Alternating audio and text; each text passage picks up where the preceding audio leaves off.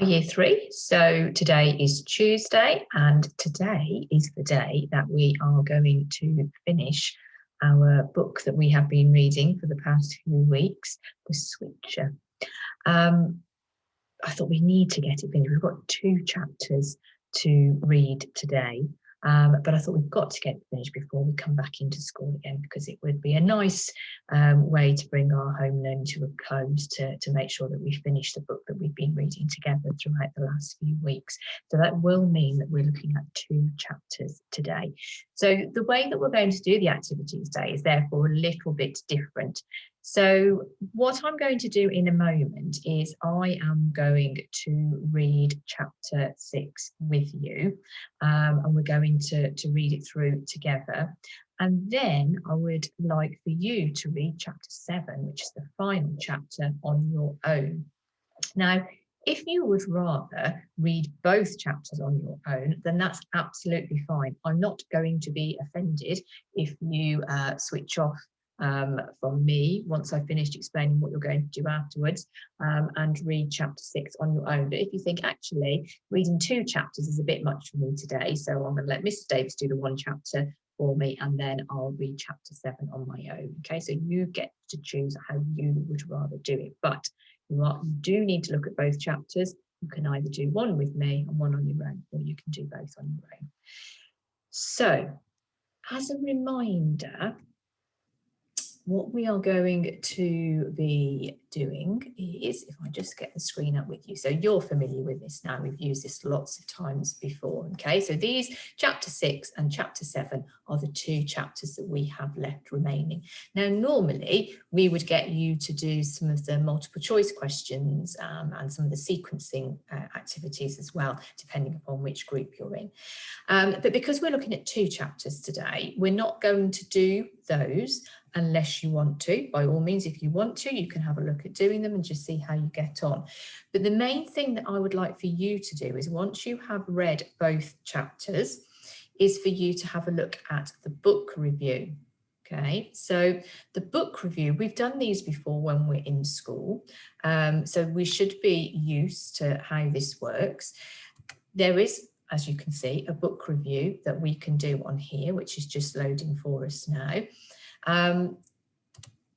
And there we can see, okay, we have got a frame, a template for us to do our book review on, okay? So it says, we've got some headings here, a star rating. I know you like to put stars in, and we've got some star pictures over here, so you could give it, we normally do it out of 5, don't we? So if you thought it was amazing, you really enjoyed it, you might put 5 stars in there, okay? If you thought, yeah, it was okay, I quite enjoyed it, you might want to give it 3 stars. And if you really didn't like it, because not everybody likes all the books that we do, you might just want to give it a 1 star.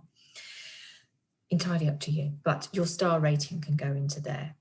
What the story is about goes down here, so you can give us an overview of what the story is about, what happened, only the main points, and then your thoughts about the story. So whether you enjoyed it, which parts you liked the most, some of the characters, okay, who was your favourite character maybe. That's the sort of thing that you would include in that section there. But you're just giving us your thoughts and your ideas about the book that we have been reading, okay? And as always, there are some ideas over here for you, just to remind you, okay, of what sorts of things you can include. So it's about star rating and then your opinion, okay? So use those to help you for your ideas as well. If you would rather, though, not use this template here on Purple Mash, then you can go to the OneDrive folder, and there is a book review template in there that you can print off and you can write on, and that's pretty much the same type of book review that we would use in school, so you should be familiar with that. And again, it's a similar thing to what we've just seen on there on the Purple Mash version. Your star rating, your the favourite characters in the story, your favourite part, those sorts of things. So it just depends on which way you would rather go about doing it. So at this point of the video, if you are happy to read chapter 6 on your own and chapter 7, then you can go ahead and continue with reading both of those chapters. But if you'd like to stay with me and read chapter 6 with me, then you can stay with me now, and we will go back to sharing the screen and doing that bit together. Okay, so if you're leaving me, have a good rest of the English session. Enjoy the rest of the book. I hope you enjoy the ending of it, and I shall look forward to seeing any book reviews that we get sent. So thank you very much. Right, if you're still with me, we need to go and share the screen, and we need to go back to Purple Mash. So this was just where we were. So we're going to come back out of here now. Don't need to save it because I haven't done anything. So chapter 6 is where we are up to today. So where we left it last time, he was just about to launch himself. If you remember, Rocky was just about to launch himself at the parrot because it was so tasty looking, and he almost forgot himself that he couldn't do that as a little boy. That wasn't the sort of thing he should be doing, and whether that was going to give the game away, as this is a little bit odd. So we're going to carry on today and see what happens today. Okay, so I'm going to read it out. You can follow along with me, okay, as we go through. Ben barked. Amy screamed. Sunny screeched and flew off. Rocky stretched to catch Sunny, his teeth flashing. He tumbled forward and crashed into Amy, his face squashed right against her. Amy's kissing Ben, laughed Meg, the owner of the goldfish. Get off me, you idiot, yelled Amy, shoving Rocky away. Ben howled in embarrassment. Ben, what on earth do you think you're doing? Demanded Miss Scott. I was, stammered Rocky. What? Snapped Miss Scott. Warming up, Rocky babbled. Practicing my stretches, and I overstretched a lot. This is a warning, Ben. Any more nonsense and you and Rocky will not be taking part in this competition. Sorry, Rocky hung his head. Sorry, Amy. Right then, said Miss Scott. Let's get on with it. Stay next to me, Ben growled at Rocky, still embarrassed. He studied the stage. It was quite big. Ben felt a bit happier, and once the meeting was over, he made sure they were the first ones out. They hurried home. The next morning, as planned, Rocky pretended to have a sore tummy. Ben's parents asked Mrs. Todd, who usually babysat, to keep an eye on him while they were at work. Ben knew that as soon as Mrs. Todd switched on the TV, she'd fall asleep and would stay that way for most of the day. That means we can practice, Ben told Rocky. Soon enough, Mrs. Todd's snores could be heard from the living room.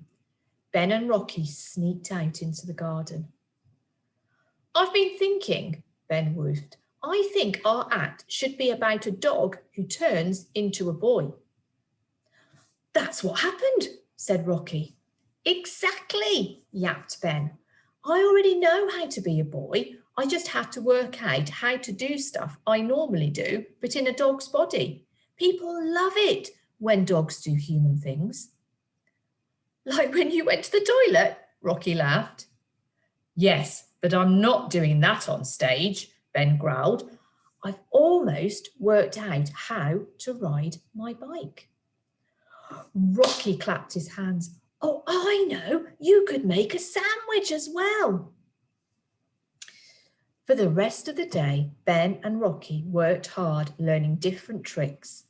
The next morning, when Ben's mum woke him up for school, Rocky complained of a sore throat. Loads of people have had it, Mum, Rocky croaked. Most people are off for a couple of days. Ben's mum frowned. If you're no better tomorrow, Ben, I'll have to take you to the doctor's. Stay in bed for another day.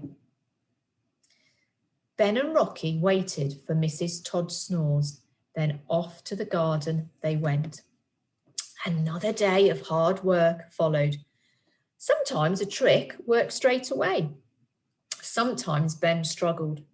But Rocky really helped him and he found that he could do it. Sometimes Ben decided it was best to give up, like when he tried to draw a picture and Rocky kept chewing the pencils. At last, Friday arrived. "Oh, I'm glad you're better, Ben," his mum said. "Dad and I are really looking forward to seeing you both perform." Ben's parents drove them to school. "What a lot of props," said Ben's dad. "Why have you got some cheese?" Rocky winked. "You'll see." Miss Scott decided that Ben and Rocky would be last, as far away from Amy as possible. They waited backstage for ages. Then it was their turn. Rocky quickly set up the stage with everything they'd be using, including a large cardboard box which Rocky had painted different colours. Ben peeked nervously through the stage curtains. He could see his parents sitting in the front and, "Rocky," he whooped quietly, "Nell's in the audience." "She looks worried," said Rocky. "I wonder why." Then the curtains swung open. "Hello, everyone," said Rocky to the audience. "Once there was a boy called Ben and his dog called Rocky. They found a magic box." Ben and Rocky jumped inside the cardboard box. The magic box switched their bodies, so Rocky the dog turned into a boy, Rocky said. He jumped out of the box. And Ben became a dog, except he still thought he was a boy. Ben scrambled out and walked upright on his back legs. The audience laughed and clapped. Rocky nodded and Miss Scott turned on their music. Ben crawled under a blanket. He lay his head on a pillow and pretended to fall asleep. Rocky held up a plastic sun and Ben jumped out of bed. Using 2 paws, he held a toothbrush and brushed his teeth. Miss Scott's mouth opened in amazement and the audience cheered. Next, Ben kicked a brown hat in the air and it landed on his head. He trotted over to a table and jumped on it. Using his nose, he pushed bread and cheese onto a plate and made a sandwich. He then took a huge bite out of it. "Wow," he heard his dad say. Rocky wheeled on Ben's bike. Ben balanced his front paws on the handlebars and his back paws on the pedals. Rocky let go and then slowly rode around the stage. The clapping was deafening. It was so loud. He jumped off the bike and Rocky tossed him a pair of glasses. Ben caught them on his nose and then hopped on a chair, holding a comic in his front paws. He pretended to read. People were cheering. "I was right," thought Ben. "This is brilliant." Then he blinked. The words in the comic were going blurry. "That's weird," he thought, but it was time to move on to the next trick. Ben dropped the comic. Using his teeth, he started to build a model rocket. "What a fabulous dog!" someone shouted. Then Ben yelped. What was happening to his paw? It wasn't small, white and hairy anymore. It was pink. It had fingers. It was a hand. He looked at Rocky. "Oh no," he barked. He could see a small tail starting to grow out of Rocky's back. And there we are. Oh, that's where it's been left. So it looks like the switching is starting to wear off. It looks like they're starting to move back, but they're just in the middle of their talent show and they are going down a storm. The crowd absolutely love them. How are they going to get out of this now? Well, now it's up to you to read chapter 7. Okay, so you know where to find chapter 7.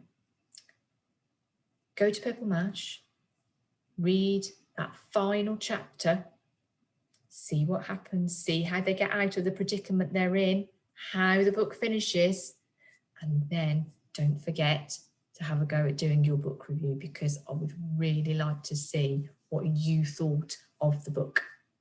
So enjoy, and I will catch up with you tomorrow again in English, and we will see what we have in store for us the rest of the week. Okay, take care. Bye.